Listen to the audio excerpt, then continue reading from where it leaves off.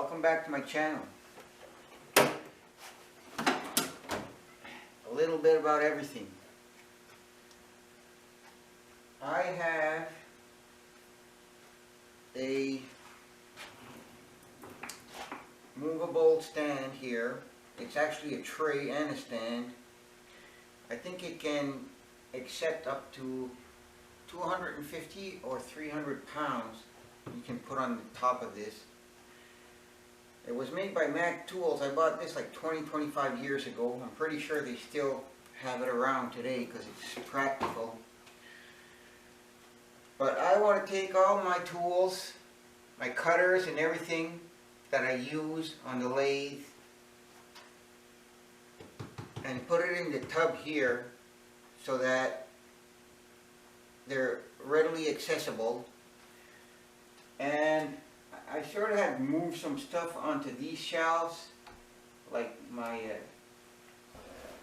clamping blocks for my mini mill. I have a dividing head here, which I should probably put a little bit of WD-40 on there, make sure it doesn't rust. And I have a few other tools here, some knickknacks, some punches, letterings,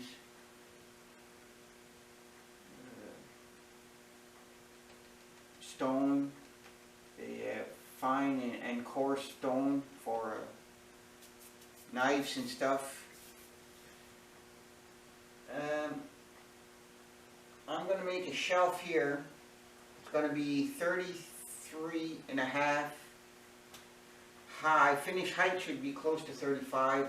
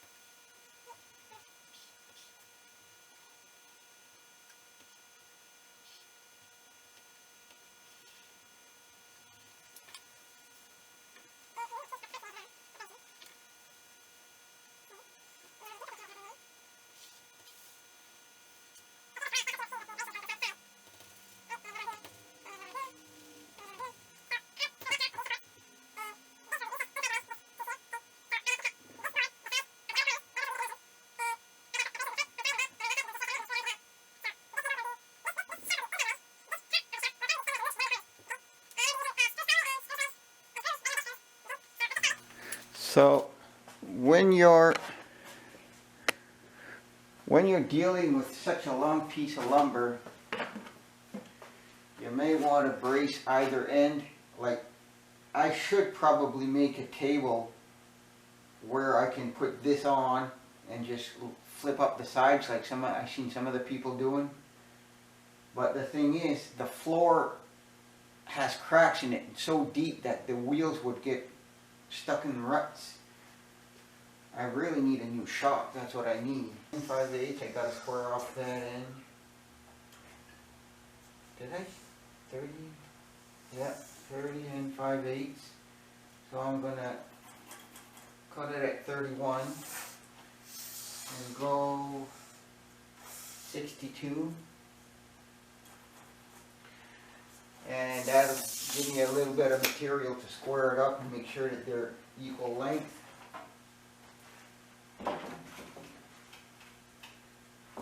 And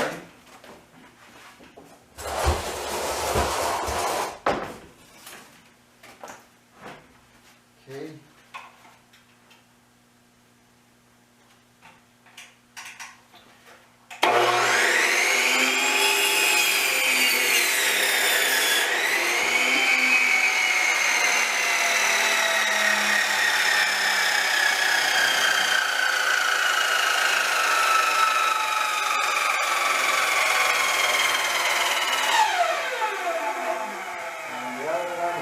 And 5/8, so I'm going to go 14, 28. Once again, I'll be able to square it up.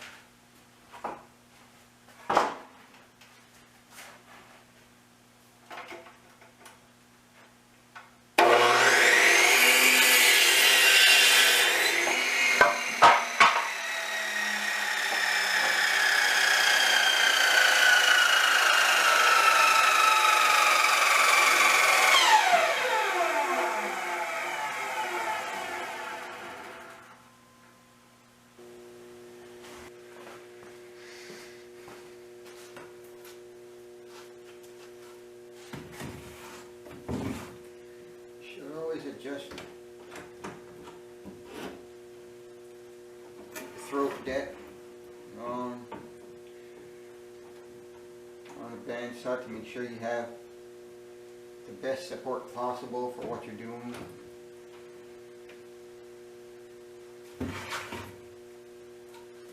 On half of this.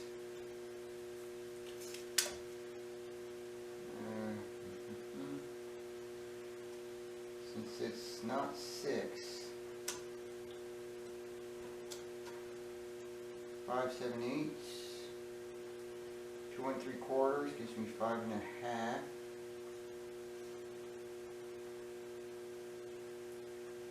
2 7/8 gives me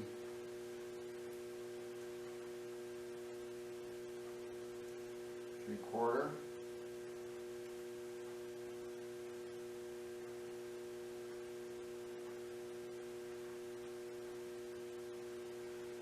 Two 13/16.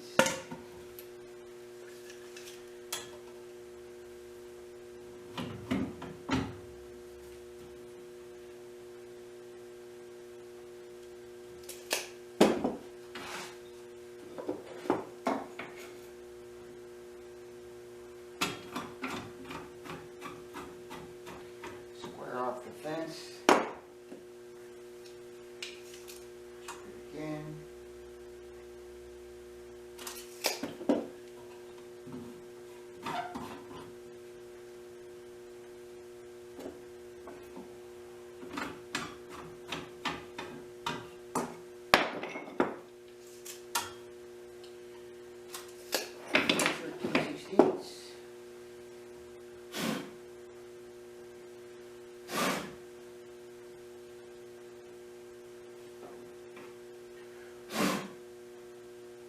Tension is up there.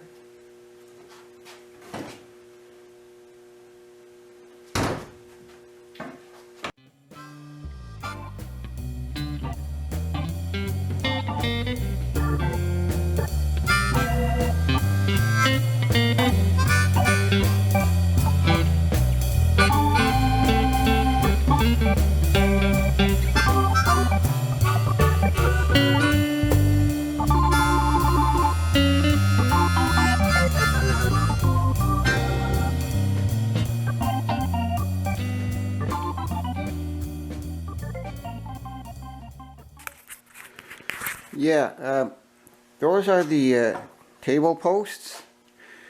I used a clamp and a square on one end, and then I cut the other end in the saw to make sure that these legs, table or shelf legs, were all the same length. What happens is, if one's off, it rocks. If you had 3 legs, it wouldn't matter. You'd never be off balance. Right? Even if you were off by a little bit, it would tripod. It wouldn't just lift up on one leg and teeter-totter, right? So that's it for the legs. Now we're going to concentrate on doing the braces. Well, I lucked out. I said I wanted. This is the piece I was talking about that I had lying around. It's 21 inches by 72, 71 and 7/8. I lucked out because I needed 36, 36, 36, 72. But the bottom shelf is a little bit narrower, so it's not going to be as much. And there's a piece of the board missing where my thumb is here. And there's a dent here. I can flip that upside down and use this side for that lower shelf. So I'm going to cut it at 36, and the other end I'm just going to put aside for now till I get the bottom of it all done up. So far I got my top, got my bottom piece there, still have to size it. I found this board. I hate to chop it up, but it's the only one I got. That's 1 by 8, I think. or 1x6. And what I did was actually chunk up 2 legs here and then measure the difference up to here, and I'm going to leave a border of 1 inch around the whole thing. Okay, so if you know which way your legs are going, put them together, and then what's left over is the measurement of that board there that I'm going to cut up, the piece I'm going to put here around. Okay, now since I want the front to have space, enough space to actually to get into it, like that's pretty wide, 6, right? But if I put a full 6 on the back side and a half a 3 on the front, it's still going to be stable enough that it won't wobble around. Okay, so all the back pieces are going to be 1x6 and the front are going to be 1x3 because it's going to be the board halved.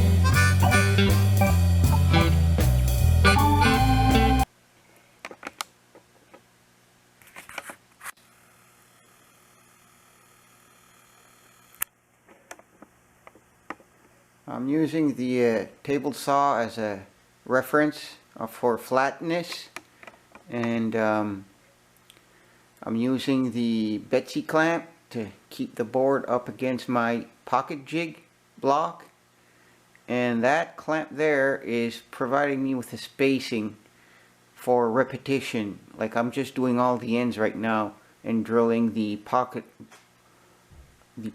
with this drill here, and I put a stopper on it so I don't go too far. No threaded portion is going to remain in the boards. It's all going to end up in the corners. That's how I set the depth on this thing.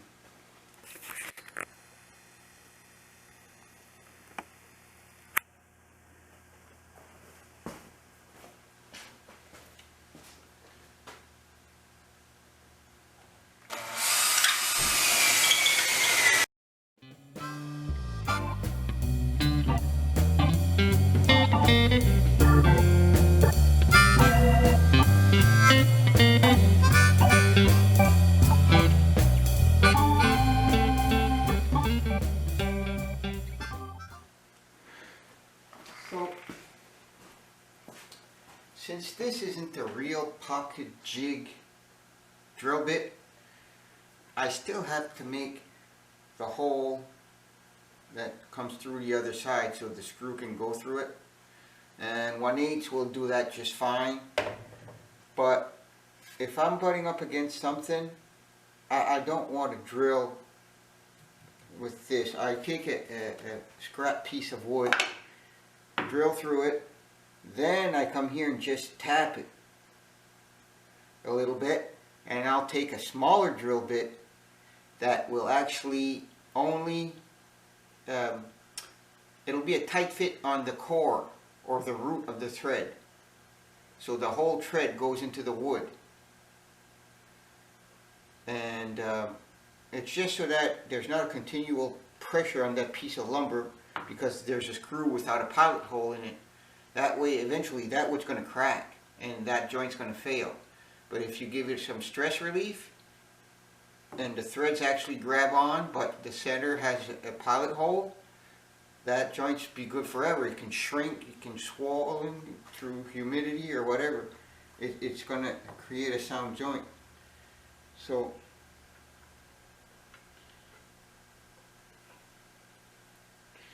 center that up.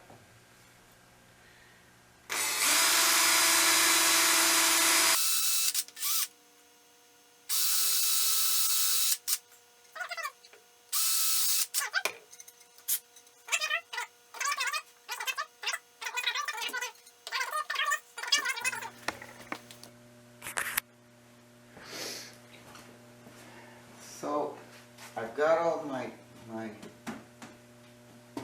in-between pieces and my table posts, 4 of them. It's pretty sturdy with this, I can't really tear it apart, and since I made these wider in the back, it's got more stability from side to side, no sway movement, and the same way on side to side, since I put these wider pieces on the bottom, there's no side to side movement like that. And I think this was my countertop or my tabletop. Got an inch of spacing around. Now I gotta put another piece on here to make a shelf out of it. I made these all the same height, so I'm gonna put a board here so I have 2 shelves out of the same one, so I can move all that stuff off of that table over there. Now I've cut out the bottom top, and I'm just gonna screw it to these and cross members, and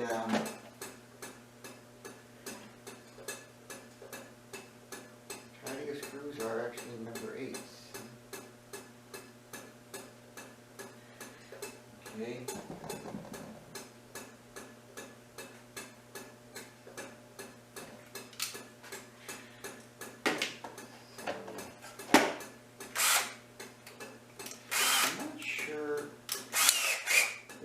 Called a countersink jig, or I'm not sure. I should have looked it up for the proper terminology.